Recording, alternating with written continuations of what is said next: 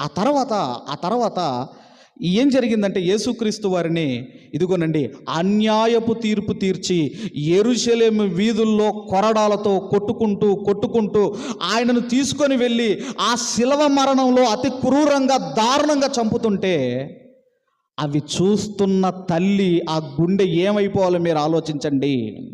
అందుకే ఆయన అన్నాడు, మరియమ్మ, నీ హృదయములోనికి ఒక ఖడ్గము దూసుకొని వెళుతుంది. మన పిల్లవాడికే ఇంత దెబ్బ తగిలి రక్తం కారింది అనుకోండి, మీ గుండె ఏమైపోయిద్దండి? ఎంత బాధపడతారు మీరు? మరి అలాంటిది భయంకరంగా కొడుతుంటే, ఆ కండ్ల ముందు ఆమె ముందే జరుగుతూ ఉంటే ఎలా తట్టుకుంది ఆ తల్లి? అందులో మా 33 సంవత్సరాలకే ఆయన ప్రాణం తీసేశారు.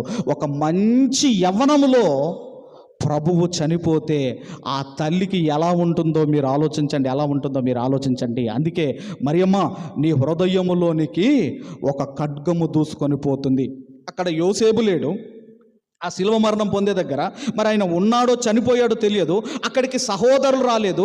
అప్పుడు ఆయన అన్నాడు, అమ్మా, ఇదిగో ఈ యోహానే నీ కుమారుడు చనిపోయేంత వరకు యోహాను గారితోనే ఉంది. అందుకే అంటున్నాడు సిమియోను గారు, అమ్మా, నీ హృదయములోనికి ఒక ఖడ్గము దూసుకొని పోవును. ఎక్కడుందండి మరియమ్మకు సంతోషము?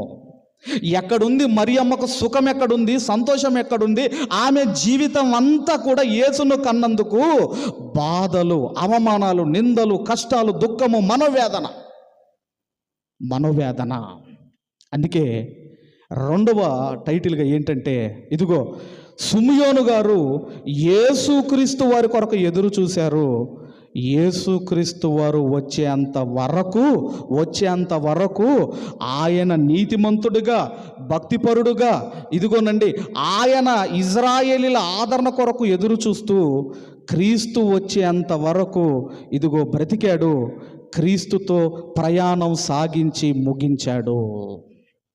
మరి ఈరోజు మీరు దేని కొరకు మీరు ఎదురు చూస్తున్నారు? ఆయనేమో ఆయన రాకడ కొరకు ఎదురు చూడాలి. మనము ఎప్పుడు పోతామంటే, ఆయన ప్రభు వస్తే పోతాడు.